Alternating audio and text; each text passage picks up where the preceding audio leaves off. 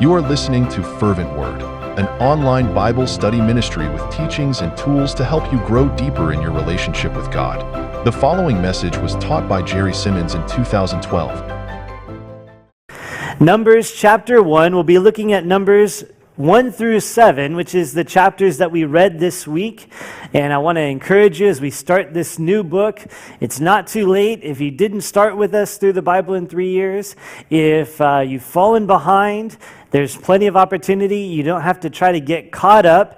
Just pick up a schedule off the back table and start reading today the portion that God has assigned to us today, and allow God to speak to you and continue on this journey with us through the Bible in 3 years. Well, something that just kind of struck me right now as I was up here just preparing to pray and begin the service. So I don't have this written down. It's kind of off the top of my head, but I believe God wants me to share it just so to maybe encourage a couple of you on stuff that God's doing in your heart right now.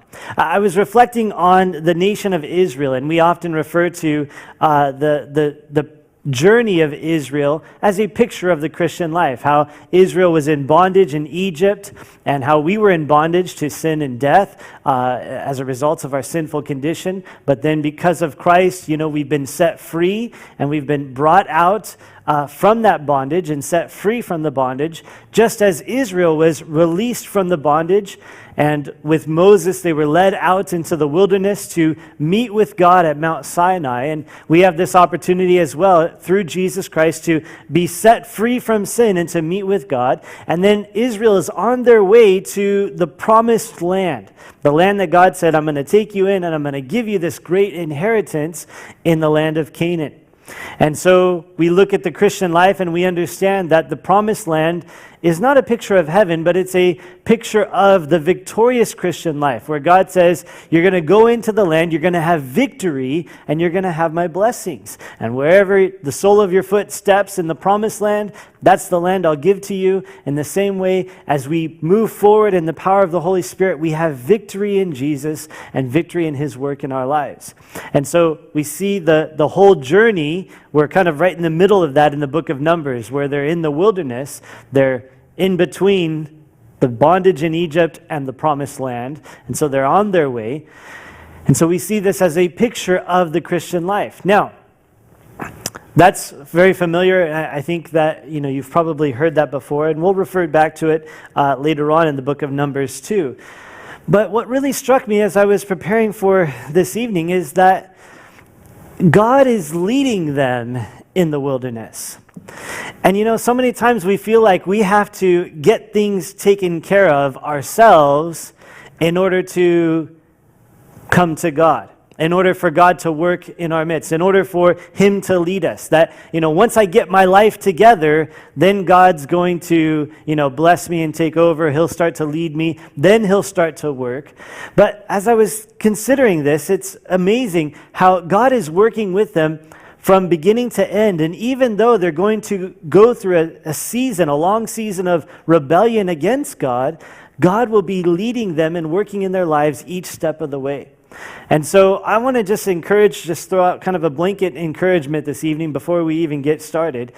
And that is that wherever you're at, whatever condition you are in, whatever things that you're facing in life, God is able to work. And even if you're in the midst of bondage, because of sin, because of bad choices, whatever's going on, that it's not that you have to get yourself out of the bondage and then you can go meet with God, but you look to the Lord, you surrender to God, and then He is the one who will bring you out of bondage. Or if you're out in the wilderness, you're not sure where you should go, you're not quite to your destination yet, you're out in the middle of nowhere, and sometimes it's because of unbelief, like the nation of Israel will be in the wilderness for some time because they weren't obedient to God.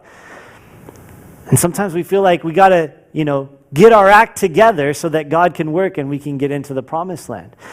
But God was leading them even there in the midst of their unbelief and even in the midst of their rebellion and those 40 years of wandering in the wilderness. And then, of course, in the promised land, God is working too. So whatever stage you're at, whatever state or condition you're in, God wants to work in your life. He's able to work in your life, that you don't have to fix your life and clean up everything, and then you can come to God, and then he's going to work and say, it's about time you got everything together. No, whatever condition you're in, you can turn to the Lord. And if you're in bondage, he'll set you free. If you're in the wilderness, he'll lead you into the promised land. And if you're in the promised land, then he's going to help you have victory over the next battle that you face. And so wherever you're at, I just want you to know God's with you. He's able to lead you, and he invites you to turn to him, to let him accomplish the work that he wants to do in your life. All right. Well, that's a nice little introduction to the book of Numbers, right? All right. Numbers chapters 1 through 7 is what we're looking at today. The book of Numbers, the name Numbers means numbers. I know that's a little bit difficult. Sometimes it's hard to figure out why did God call this book Numbers? But if you read the book, you understand it's because there's a lot of numbers. And so we're going to be looking at some numbers this evening. Moses writes this book during the time that the children of Israel are in the wilderness. And really the theme of this book is in the wilderness. In the Hebrew Bible, this book is referred to or known as in the wilderness because it records Israel's journey, Israel's time in the wilderness in between Egypt, where they're brought out, and then before they enter into the promised land, which we'll see in the book of Joshua. So it's that time where they're out in the wilderness in between the place that God has brought them and the place that God is taking them to. Well, as we look at the timeline, we've covered quite a bit of time already. In the book of Genesis, we covered about 2,000 years, a little bit more than that. And we covered, of course, the creation, the flood, Abraham, Isaac, and Jacob, and the development of that family. And then in the book of Exodus, we covered about 1 year, where they left Egypt and camped at Mount Sinai, and it was during that year period that the events of Exodus took place. Well, then as we went through the book of Leviticus, we were looking at a time frame of 1 month. So all of the things that were recorded and the events that took place all happened within about a 1 month time period in Leviticus. Now as we head into Numbers, we're widening our scope a little bit, and we're going to be looking at the next 40 years of Israel's history. And so the time where they are going to be leaving Mount Sinai and then heading into the promised land, or they get right to the border of the promised land twice. And that happens over a 40-year time span. And so that is going to be what we're looking at here in the book of Numbers. A little bit closer look at that. So the time in the wilderness, we've gone up to Exodus chapter 40, verse 17, where the tabernacle was set up. They're about to celebrate the second Passover feast. This is 1 year after they left Egypt, because remember, they left Egypt during the Passover. That was the whole point. The firstborn of Egypt was killed, and they left that evening, that night, with of the Passover. And so they're about to celebrate the Passover feast, celebrating 1 year of their exit from Egypt. And then the things that we're looking at this week, we're going to see the census of Israel. And then coming up this coming week in our reading, we'll see them finally depart from Mount Sinai and then head into the wilderness. And then the book of Numbers covers the rest of the time that they're in the wilderness for that 40 years. And so we'll be seeing that over the next couple of weeks. Well, the geography of Numbers, we have Egypt and the area of Goshen, which is where Israel was in bondage in Egypt. They were brought out of Egypt and headed down to Mount Sinai, where they camped there for a year, built the tabernacle, got the 10 Commandments, all the things that we've been studying in Exodus and Leviticus. And now the land of Canaan is there north of Sinai. That's the land God's promised to them. And they're going to be headed that way. And so this is the preparation for that journey. As we see verses or chapters 1 through 7 this evening, we see the beginnings of that, the preparation for that, heading into the land of Canaan. So they're going to be departing from Mount Sinai and heading that way. Those other nations that we see there, Midian, Edom, Moab, Ammon, and Bashan, those will all become important later on in the book of Numbers, and so we'll review those when it's appropriate. Well, that brings us to Numbers chapter 1 this evening as we begin our journey through these chapters. In Numbers chapter 1, we begin with the key verse as verse 2. It says, "Take a census of all the congregation of the children of Israel by their families, by their fathers' houses, according to the number of names, every male individually." So here in Numbers chapter 1, we have one of the primary reasons why this book is called Numbers, and that is the census of the nation of Israel. And so that's recorded here in verses 1 through 46. And then we see the exclusion of the tribe of Levi at the end of the chapter, verses 47 through 54, and we're given the reasons why that takes place. So they're at Mount Sinai, they're camped, they're getting ready to now make their way towards the land of Canaan, where there's going to be war, there's going to be battles. And so in preparation for that, God says, all right, we need to get our army together, we need to take a census and know how many soldiers do we have. And so this census was not about counting every person, but it was about counting the soldiers. And so the criteria for the census was, it had to be a man, they had to be 20 years old or older, and they had to be able to go to war. So if you're older than 20 but you weren't able to go to war, then you were not counted in the census. So this was really an accounting of the soldiers who was able to go to war throughout all the nation of Israel. And so this passage breaks it down. We'll look at the numbers in just a second. Between tribes, all the different numbers, the soldiers within each tribe, and who was able to go to war. This was taking place, we see from verse 18, 1 year and 1 month after they left Egypt. So they're still at Mount Sinai, they're about to leave, but before they go, they need to get a good sense for how many they are. Are they prepared for the battles that they're about to face? Now, the tribe of Levi is excluded for a couple of reasons. First of all, God says that they're devoted to the things of the tabernacle. They've been given charge of the tabernacle. And so they were not part of the nation. They did not have an inheritance in the promised land like the other tribes. They were distinct. They were unique among the nation of Israel. And so they were not counted in this census. And as a result of that, the Levites also did not typically go to war. They weren't part of the battles. They weren't part of those things because they were devoted to the things of the tabernacle. And so as this census takes place, as they figure out how many they have who are able to go to war, the Levites are not included in that. They're not part of the soldiers. Well, the census does take place for the rest of the tribes of Israel.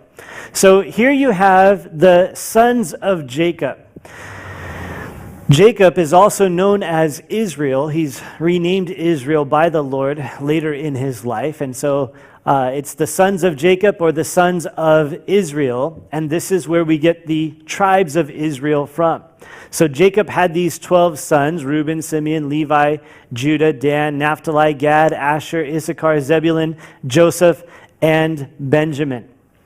Those were the 12 sons of Jacob. He also had the daughter Dinah. But the sons of Jacob become the heads of the tribes or the heads of the families of Israel. And so the name Israel applies to the man Jacob, but it also applies to the nation because Israel is made up of the family of Jacob or Israel. So the tribes of Israel are divided this way. Now, the one unique thing about this is Joseph had 2 sons, and Israel, or Jacob, claimed those sons as his own. And so in replacing Joseph with Manasseh and Ephraim, there's actually 13 tribes of Israel, even though we always refer to the 12 tribes of Israel. And there's good reason for that, because as we saw here in the census, the tribe of Levi is excluded in the census. So we only took a census of the 12 tribes of Israel. When we look at the land and the division of the inheritance, we'll be looking at the 12 tribes of Israel because Levi does not have an inheritance in that land. So there's actually 13 tribes, but we're always leaving out one in order to talk about the 12 tribes of Israel. So Israel here is organized according to its tribes. This is the divisions of the nation, and it's by these families, the descendants of Reuben, the descendants of Simeon, the descendants of Levi, and so on and so forth. And so this is what makes the divisions within the nation And that is the way that the census is taken. So the tribe of Reuben had 46,500 soldiers. And so those were the amount of men within the descendants of Reuben that were able to go to war at this point. And then Simeon, Gad, Judah, all the way down. Notice Levi is not listed there because he's not part of the census. And so the total is 603,550. This is the total number of soldiers that they had within the nation. Now, the tricky part here is then to try to figure out, well, how big was the nation then if there were 603,550 soldiers? And so that's why we don't have an exact number, even though there was a census, because the census was just for the soldiers. So we guess that it was probably within 2 or 3 million people there based on this number of soldiers. It makes sense that it's maybe 2.5 to 3 million people there at Mount Sinai with Moses that were brought out of the land of Egypt. And so that's where we get that from. Now this represents quite a bit of growth. In Genesis chapter 46, verse 27, when Israel moves his family to Egypt, it's 70 men. And there you see the accounting in Genesis 46. And so there's him and his sons, his grandsons, and it's 70 men altogether that enter into the land of Egypt. When they leave Egypt, Exodus chapter 12 refers to 600,000 men, or here we have the 603,550. That's about a 6% growth rate over 430 years, which is not impossible, but it is unusual. And we talked a little bit about the reason for that back in Exodus chapter 1, that there was a supernatural work of God going on as Egypt was afflicting Israel, that Israel continued to be fruitful and increase and grow exceedingly and multiply. And, that math there of multiply was literal. It actually took place, that they multiplied very quickly and became a great nation there in the land of Egypt. Also, it's important to remember that they lived longer. We see several times throughout the genealogies that there were men of Israel during that time who were living over 100 years of age. And so they extended longer, so that would keep them longer in the runnings, in the census and in the accounting of what was going on. So that's Numbers chapter 1, the census of the nation of Israel, which is really an accounting of the soldiers that were within the nation. Now we head into Numbers chapter 2, and verse 2 is the key verse. It says, "Every one of the children of Israel shall camp by his own standard, beside the emblems of his father's house. They shall camp some distance from the tabernacle of meeting." Now again, as I've been saying for the past few weeks, what we have here in the scriptures that we're studying is the establishing of this nation. They didn't exist in this way before. When they moved to Egypt 400 years prior, they were a family, and so they lived like a family. They were a big family, but they were a family. There wasn't, real structure or organization. As they went into Egypt, and then are put into bondage in Egypt and grow into this mighty people, they're not on their own. They're not autonomous. They are ruled by Egypt. And so the structure is provided for them. They don't have to govern themselves. It's given to them by the nation of Egypt. And so now that they've left Egypt, God's been laying the foundation with the political system, the judicial system, the religious system. He's been establishing all of these things. This is how you're to worship. This is how you're to decide judgments and make decisions. This is how, you're to follow me. This is how you're to worship me. He gives all of these things that they need because they've never had to live this way before. They've never been on their own as a nation. And the same goes now for the nation as they camp at Mount Sinai and are about to head out. God says, okay, let's organize what's going on here, and we're going to put a specific layout for the camp. That certain tribes are to camp certain places. It's not going to be, you just put up a tent wherever you want. There needs to be structure. There needs to be organization. I like what David Guzik says about this. He says, "Nothing is accomplished in God's kingdom without order and organization. While it may seem so to us, it's only an illusion. Behind the scenes, God is moving with utmost order and organization, though we cannot see it." Sometimes we look around and we think, man, the Lord works in mysterious ways. But if we were able to see through his eyes, and later on, oftentimes, as we look back and we see his work, we can see the order and organization that God had in place. There was structure there, even if we don't recognize it at the time or at the moment. And so we see this as a good picture of how God works. He's organizing the camp, he's setting things in order, and putting it so that it makes sense and it's established that they have these particular places to stay. Now, the identifying mark of these orders were the standard. The standards we could also refer to as banners. These were flags that were used in times of war, or as soldiers were moving about. You know, they didn't have the communication methods that we have today. They didn't have the walkie-talkies or, those types of things. And so how would you communicate, for that segment or that regiment, to go into this way? Or how would you know where your regiment was? So you're part of this, group, you're part of this. I'm very bad with the military terms, as you can tell. You're part of this group, right? And how do you know when you're supposed to be, running up the hill? How do you know when you're supposed to be going around the back? How do you know? Well, the leaders of the regiment would have the flags. And so you would follow your flag, and you knew, okay, this is where my company is. This is where I'm supposed to be posted. And so, as they were moving about the battlefield, you'd be able to follow and know where you were supposed to be and where your group was. Well, that's what these standards were. They were flags that were used for the soldiers in order to keep the army organized. And so they were banners or standards that would be used for the soldiers to keep them organized. And so each tribe had its own standard or own banner for the people to rally around and for the people to gather to. Now, here's a sample of what they kind of might have looked like.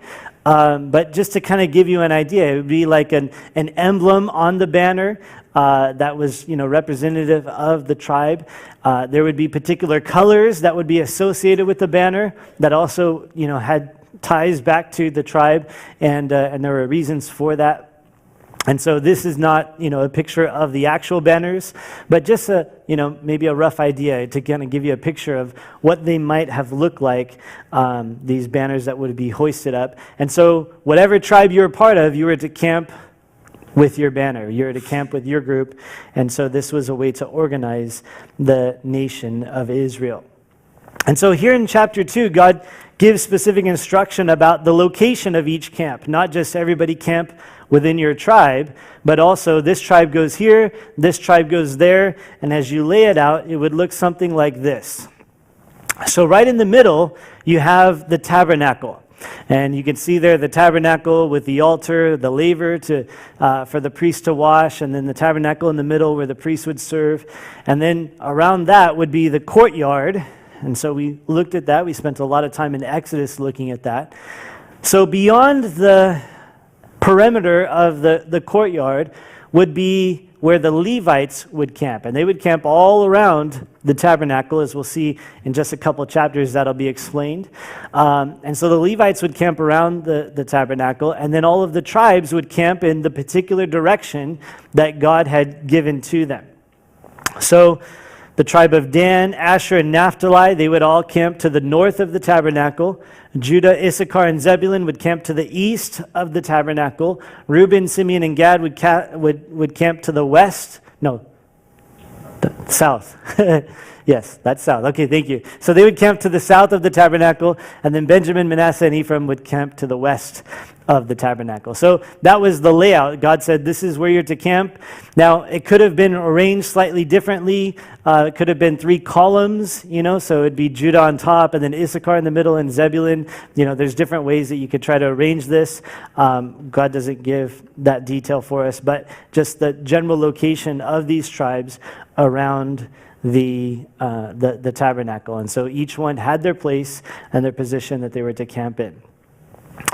Well, what's interesting about this, as you do the census, we know, okay, there's 603,000, and that's great. And then we know about how many are in each tribe. But what's also interesting about this is mathematically, as you add up all the numbers of Judah, Issachar, and Zebulun, and Dan, Asher, and Naphtali, as you add up all the numbers, mathematically, it forms the shape of a cross. And so it could have looked something like this. Because the tribe of Judah to the east had the most. Now, Judah includes the other two tribes, Issachar and Zebulun. We'll talk about that in a second. But so Judah to the east had 186,000, the most. And so that would be, where the most people were, the biggest camps were. And then Dan and Reuben had about the same. There are about 6,000 difference between them, 6,000 soldiers between them, but they're roughly the same. And then Ephraim had the least. And so mathematically, you have the longer part, you have the shorter part, you have the equal parts, and it mathematically shapes the cross. Now, again, we don't know, we don't have a map of the camp of Israel, recorded for us in the scriptures, but it makes sense that, this would actually form the shape of a cross. Now, this was according to the way that God had declared. In verse 9 here of chapter 2, it says, all who were numbered according to their armies of the forces with Judah, 186,400, these shall break camp first. And so God is setting the order for them to camp, but he's also setting the order for them to break camp and to make camp. And so Judah, including these other two tribes, God says those other two tribes are to follow the standard of Judah. They're to camp and follow them. And so they'll be included with them. And so we have these overarching tribes that kind of refer to the other two tribes in their midst. And so Judah refers to also the other two tribes. Dan refers to the other two tribes, Reuben and Ephraim. And so they were all to camp following the order that God had given. They were to break camp following the order that God had given. Now, God throughout the time is saying, next to the standard, next to the banner, following the banner that is set for the tribe. Now, that's really interesting because, we gave you a handout this evening, this green handout. If you didn't get one, they're on the back table. As we go forward into this next couple moments, we're kind of moving into territory that I would classify it as interesting things to consider. These are not, that I can point to a verse and say, this is exactly what the scripture says, but there's some things worth considering in Jewish history as well as general observations of the scriptures. So, according to Jewish history, the tribe of Judah on their banner had the image of a lion. There was particular colors that were associated with that as well, but the emblem, the image, what made it unique was that it was of a lion. The tribe of Reuben had a man on their banner, so it was a picture of a man. The tribe of Ephraim had an ox, and the tribe of Dan had an eagle. Now, all the other tribes had emblems too, but these four are specific because, these are the four that God said these kind of mark out the directions from the tabernacle. So you have Judah with the lion, Dan with the eagle, Reuben with the man, and then Ephraim with the ox. And so these were the banners, according to Jewish history, that were associated with these tribes. And so you would have these banners that would be associated with these different camps or these different directions from the tabernacle. Now, the reason why that's interesting is because we find several visions of heaven in the scriptures that also include these same identifications or these same symbols. So in the book of Ezekiel, chapter 1, you can check it out later on, Ezekiel has a vision of the Lord. And in verse 10, as he sees the throne of God, he sees, this presence of the Lord, he sees what's referred to as four living creatures, four some type of angelic beings. And he says that each one had the face of a man, a lion, an ox, and an eagle. So in Ezekiel chapter 1, he sees a vision of the Lord, and around the Lord are these living creatures that have faces of, well, these same symbols: a lion, an eagle, a man, and an ox. And so that part's biblical, obviously, that those were the living creatures that were around the throne of God. But these images that are associated with the tribes, we get that from Jewish history. That's not from a Bible verse.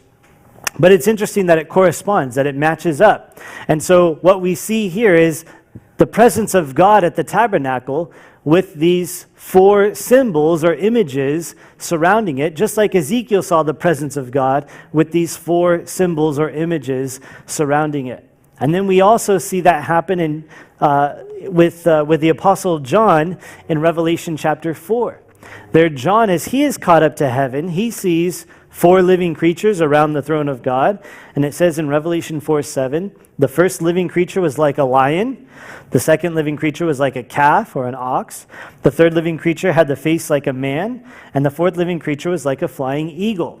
And so we see these same 4 living creatures from Ezekiel found in Revelation chapter 4, which happen to correspond with what Jewish tradition says are the symbols of the camps that surrounded the tabernacle. And so you can see some interesting things here that, again, as God is putting this plan together, he's organizing it, he's setting the order, it's continuing on with this picture of what exists in heaven. We saw that throughout the tabernacle, and he's continuing to do that with his people here as he orders the camp and organizes it the way that he declares. Now, you can take this a little bit further. Now, the further we go, the more shaky the ground is, okay? So, again, these are interesting things to consider. This isn't something to try to convert somebody to Christianity and say, look, this is what it's like, and so you should probably, try to become a Christian. This is, hey, if you believe and you want to just consider, the amazing work of God, the wisdom of God, the organization of God, these are some incredible things to consider. Because we also have 4 Gospels. And so these things are also here on the handout. That's why I gave it to you, so you can kind of take it and consider it and try to figure out these things a little bit more later on. But the 4 Gospels possibly represent these same 4 symbols because of the different emphasis within each Gospel. So these are things that you can observe as you read through the Gospels, and when we get there in about a year and a half, then we'll get to take some time to do that. But the book of Matthew really focuses on Jesus as the Messiah. Matthew is writing to the Jewish people, and he's presenting Jesus as the Savior, as the Messiah. And so the Messiah was to come from the tribe of Judah. And in Revelation chapter 5, verse 5, Jesus is referred to as the Lion of the tribe of Judah. And so it makes sense to possibly consider that Matthew relates to the Lion of the tribe of Judah that's pictured here in the camp of Israel. Mark, on the other hand, he didn't write to Jews. He wrote to, well, it's considered that he wrote to the Romans or to Gentiles. And so he did not focus on Jesus as the Messiah because they weren't looking for the Messiah.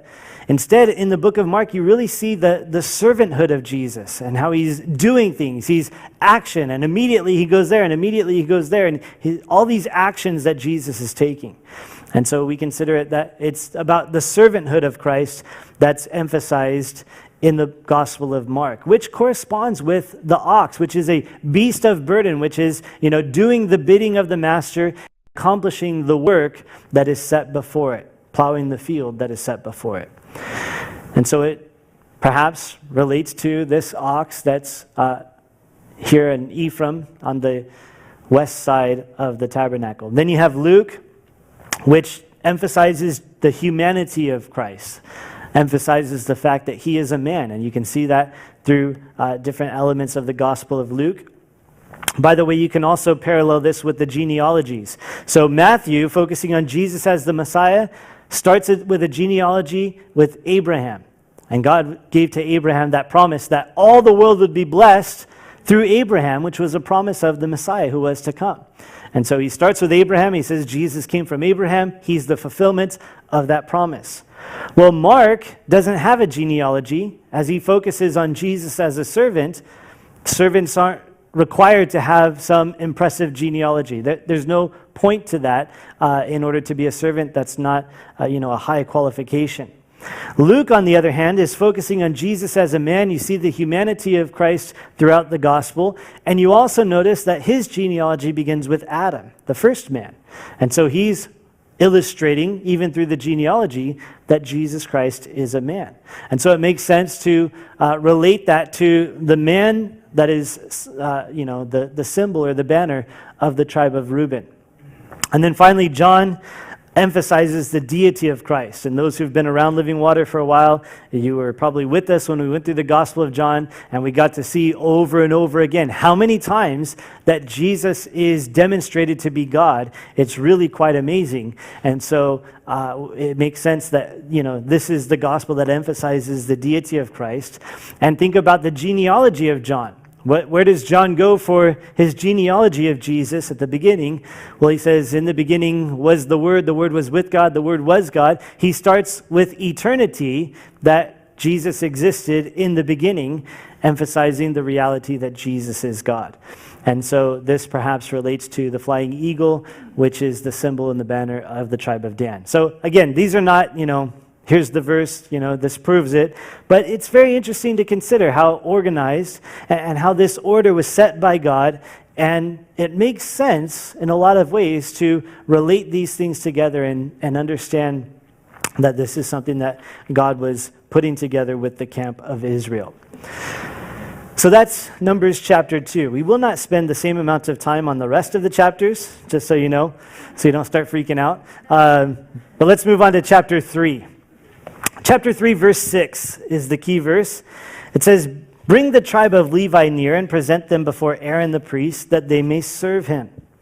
So here in chapter 3, we have the order's been set, the census has been taken. Now we're focusing on the Levites. They were excluded from the census. We haven't really talked about where they're to camp yet. We'll be talking about it here in these chapters. And so first we have the genealogy of Aaron in verses 1 through 4. Now Aaron was of the tribe of Levi. Aaron was chosen to be the first high priest, which is an office that God assigned to the priesthood.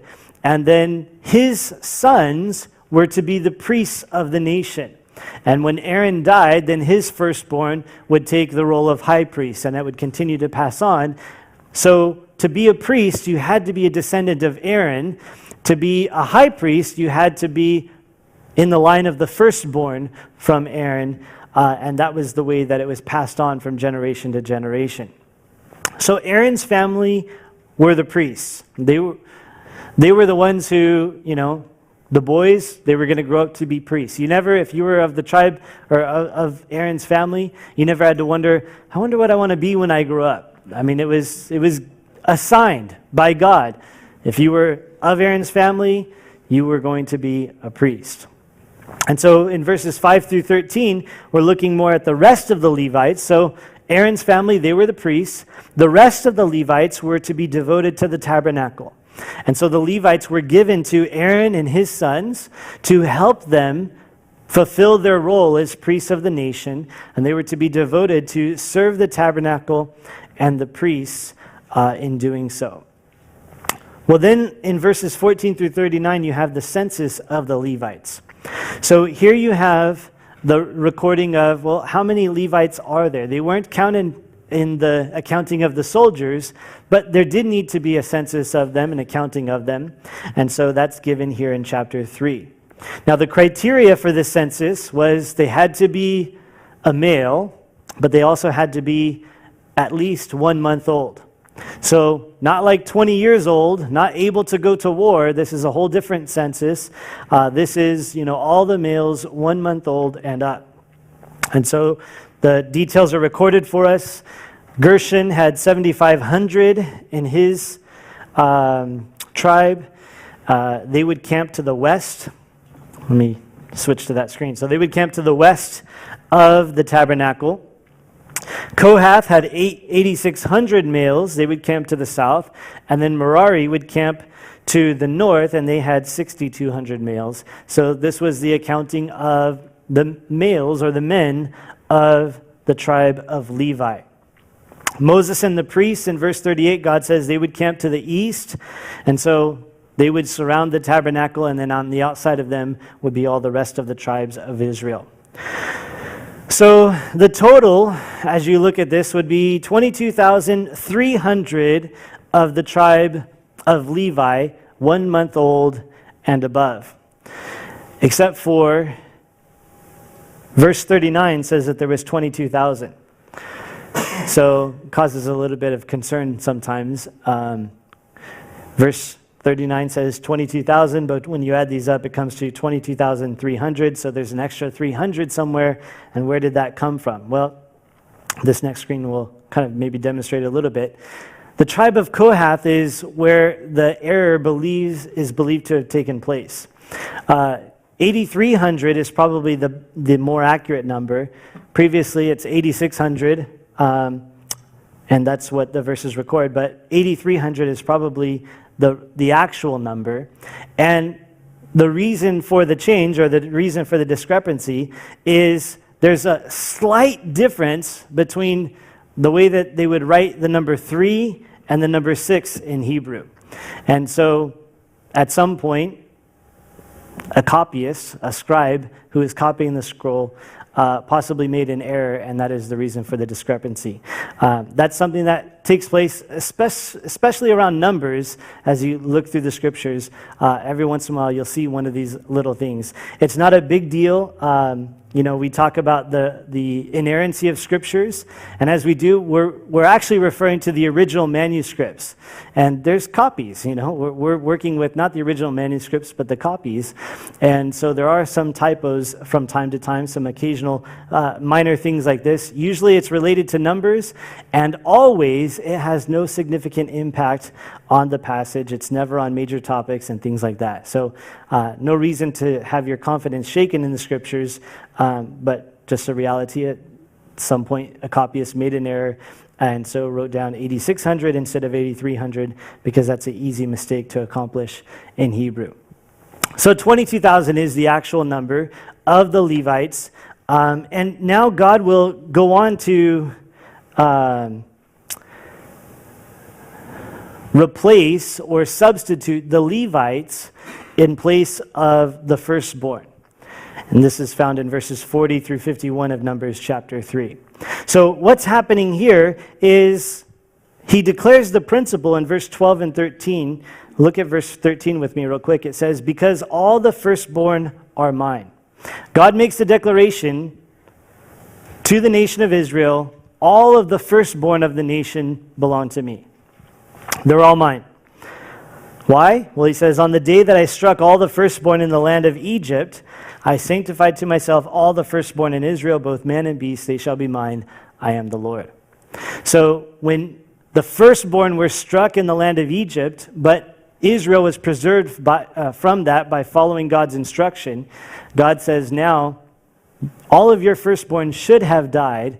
Now they belong to me. They're mine. I own them. Because they should have died in Egypt along with all the other firstborns. I think it's an interesting principle that God is declaring here, because we can also apply the same thing to ourselves, right? That we should have died. We deserve judgment. We deserve the wrath of God, but God provided a way by applying the blood of Jesus Christ that our lives can be preserved, that we can be forgiven, that we can have life in Him. But then that also demands that we belong to Him. He created us, first of all. He's the one who gave us life. But then He purchased us at the cross with His own blood. And then, in believing in Jesus, we gave our lives to Him. So 3 times over, we're His. Because He created us, He purchased us, and we gave our lives to Him.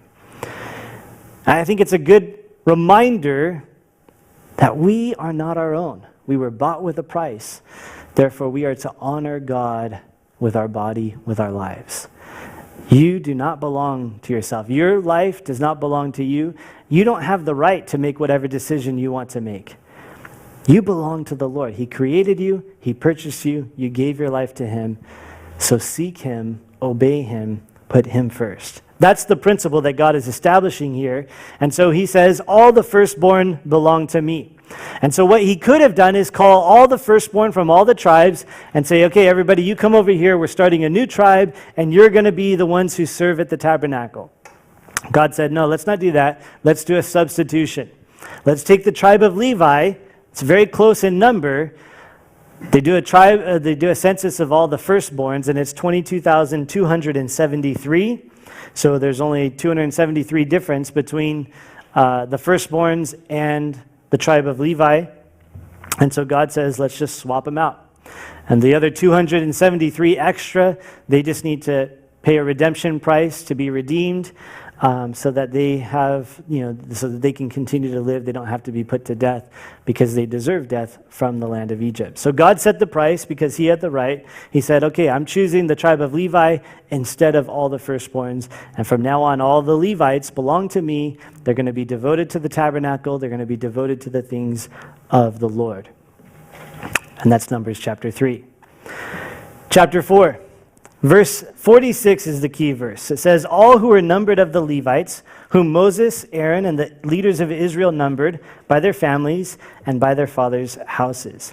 So we're continuing here in chapter 4 to look at the tribe of Levi and to do some more numberings of them and understand the different roles for the Levites. So verses 1 through 20 record for us the instruction for the sons of Kohath.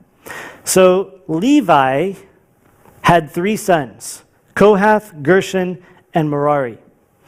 And so these 3 sons of Levi make up the Levites. These are the descendants of Kohath, Gershon, and Merari. So the descendants of Kohath, they were given the specific task in verse 15 of carrying the furnishings of the tabernacle.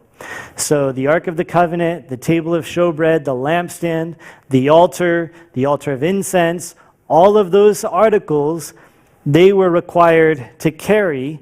So whenever God told them, break down the camp, move on to the next campsite, then they would be the ones who would carry the furniture of the tabernacle from place to place.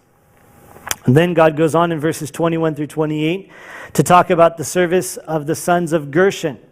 So the descendants of Gershon were responsible for carrying all of the fabric, the materials of the curtains, the screens, which were used as the entrance to the tabernacle and the entrance to the courtyard, all of the cords, all of those types of things, the sons of Gershon would carry. And so when they packed up camp, they would pack up those things. They would go to the next place. They would be responsible for setting those up. And then Merari, their service is recorded in verses 29 through 33.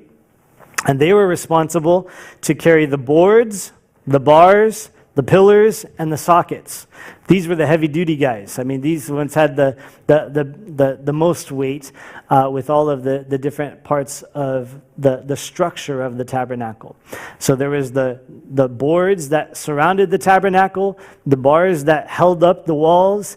There were the pillars that were in the tabernacle, but remember on the courtyard, all around the courtyard, they had these pillars to hold the curtain up that established the courtyard. The sockets would be very heavy. They were the foundation which the pillars were set in.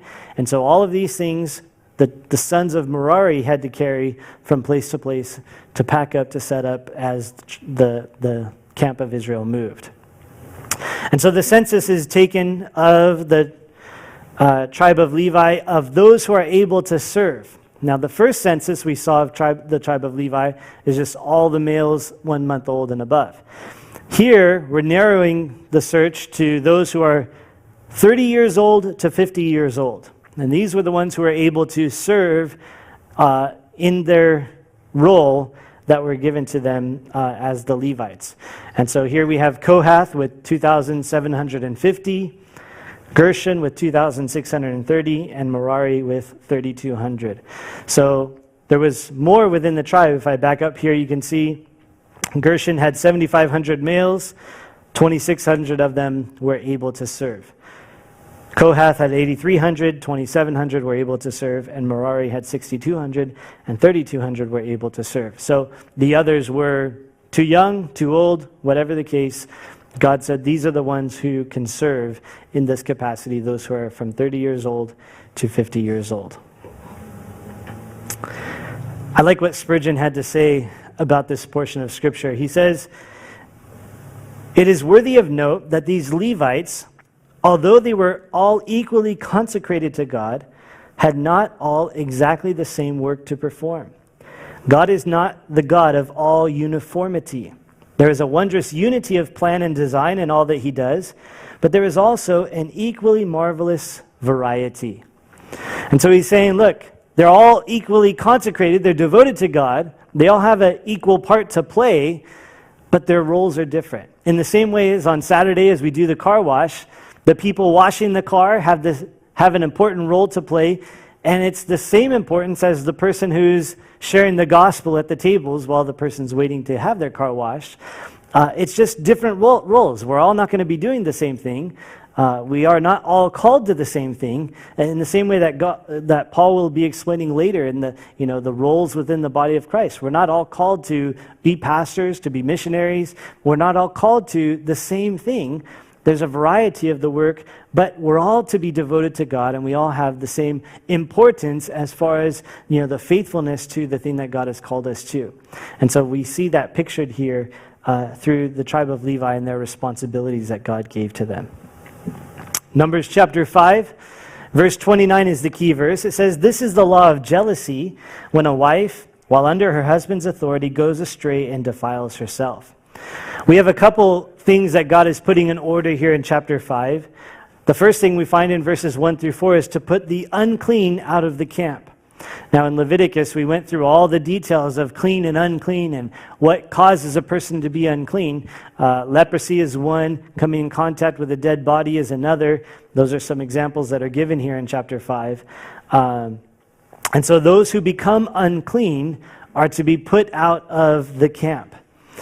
Not permanently, but for the duration of their uncleanness. So when a person came in contact with a dead body, they had a certain amount of time where they had to be outside of the camp. Leprosy, they had to be outside of the camp as long as they had the leprosy until they were healed. And then depending on whatever else made you unclean, there was the certain duration. But God is saying, okay, we've got the camp organized. Now, put outside of the camp those who are unclean. And so he's setting order and cleaning out the camp in that way. Then we also have his instruction for confession and restitution there in verses 5 through 10.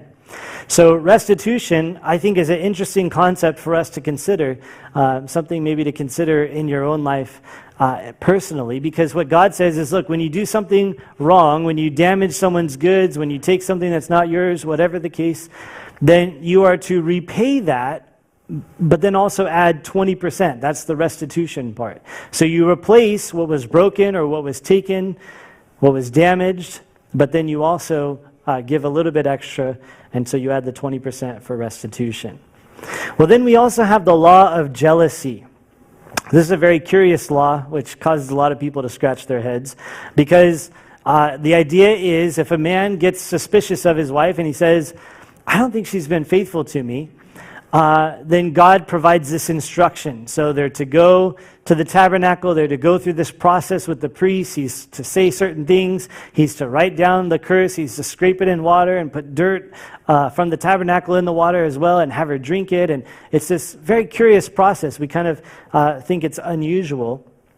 But as you look at this, and you can consider it more later on, it's interesting to consider that this was something that God established to provide a way to deal with this jealousy. Now, understanding the culture that they were living in, the nations around them, the regard for women was not high for them. It was not the way that we understand, the importance and the value of women today, and how God, says there's no difference between male and female, even as we just talked about with the Kohathites. They were all important and things like that. We have that understanding. They did not have that understanding in those days. And so still throughout the world, you see this happening, where women are treated much less than men. And so in those days, hey, if you thought your wife was cheating, you could just do whatever you want. Just get rid of her, kick her out, put her to death. I mean, it was up to the husband. Whatever he wanted to do, he could do, basically. And so God is saying that's not going to happen here. Okay, if there is unfaithfulness, he already put the prescription there for that. This is the thing to follow, and we saw that in Leviticus. But if you're just suspicious, there's no witnesses, it's just something you're thinking about or freaking out about, that perhaps she was unfaithful, then God says, okay, well, let's protect these women. And so let's go through this process. And so this process of the law of jealousy basically puts the whole situation in the Lord's hands. Because drinking a glass that has a little bit of dirt and, the scrapings from the curse that was written down physically doesn't actually do the things that God said will happen if she was unfaithful. This is something that could only be done by God. And so it was something that was given to provide protection for the ladies and provide an outlet for God to work in this area when there is this jealousy within the husband. So it protected the wife. It enabled them to get over this issue and not let it ruin the rest of their lives. And so it's not for those who were caught in adultery. It was for that suspicion of adultery, and God gave this outlet for it. Numbers chapter 6, verse 21 is the key verse. It says, "This is the law of the Nazarite who vows to the Lord the offering for his separation, and besides that, whatever else his hand is able to provide, according to the vow which he takes, so he must do according to the law of his separation." So the law of the Nazarite here is in verses 1 through 21. This was a vow that a person would take when they wanted to be devoted to God for a certain season. And so they wanted to have this special time with the Lord. They would set that time. It was not, something that was established, but they would establish it when they began the vow. They would go through the duration. They would have these particular requirements that, that they were not to partake of the vine, and so on and so forth. And so they would have this Nazirite vow for a time, and then God gave them the instruction for completing the vow, offering these sacrifices, and things like that. We have an exception with Samson and John the Baptist, who were lifelong Nazirites in the book of Judges, and then also we saw that in Luke as we looked at John the Baptist.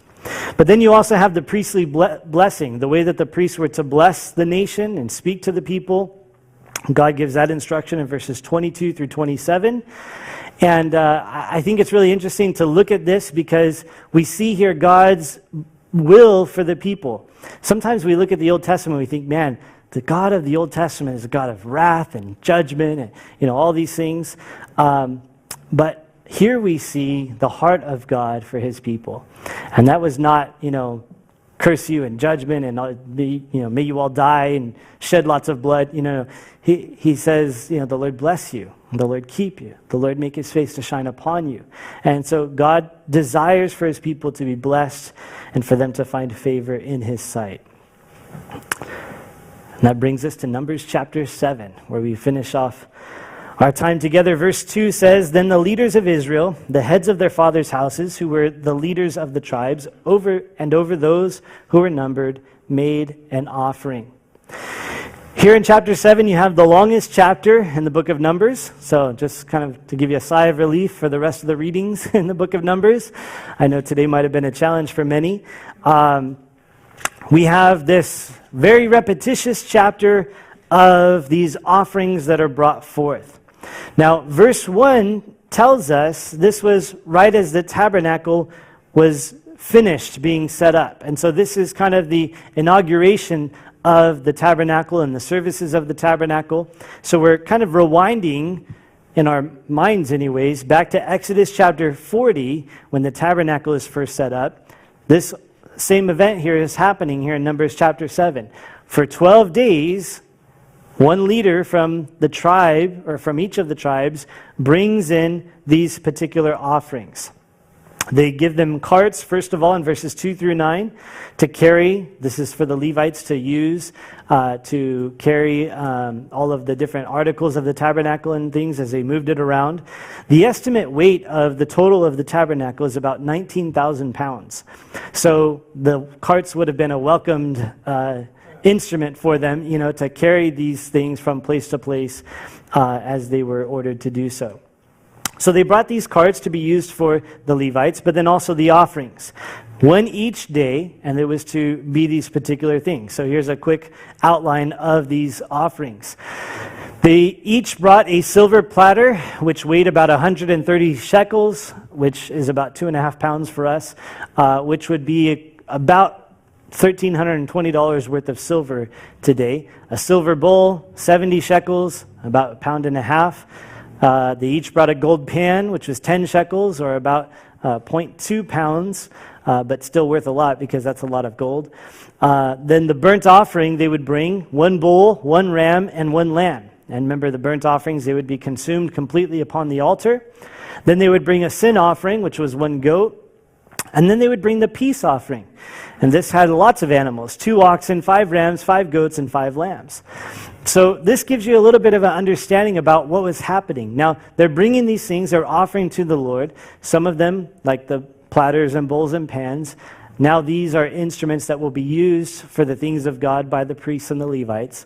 The burnt offering and the sin offering were offered. And then the peace offering, remember the peace offering, it was only a small portion that was burned on the altar. The rest was barbecued for the people to eat and have fellowship with God. That's what the peace offering was all about. And so what we're really seeing here is these offerings that are being offered to God and this feast and celebration that's happening for 12 days straight as they're bringing these sacrifices to the Lord. And so it was a great time of celebration as the tabernacle is now set up and the work begins to take place as far as the priestly ministry and such. And so the people are coming to worship God. They're celebrating as each day there's this new round of meat, available to eat, to feast, and to enjoy the presence of the Lord. And that is Numbers chapter 7. We continue on tomorrow in Numbers chapter 8, and I encourage you to continue to be faithful. I know some of the numbers can be tedious, but there's great truth in here for us to consider. As we close this evening, I think, of course, it's incredibly appropriate to just remind you of the blessing in Numbers chapter 6. The Lord bless you and keep you. The Lord make his face shine upon you and be gracious to you. The Lord lift up his countenance upon you and give you peace. Amen. We pray you have been blessed by this Bible teaching. The power of God to change a life is found in the daily reading of his word. Visit ferventword.com to find more teachings and Bible study resources.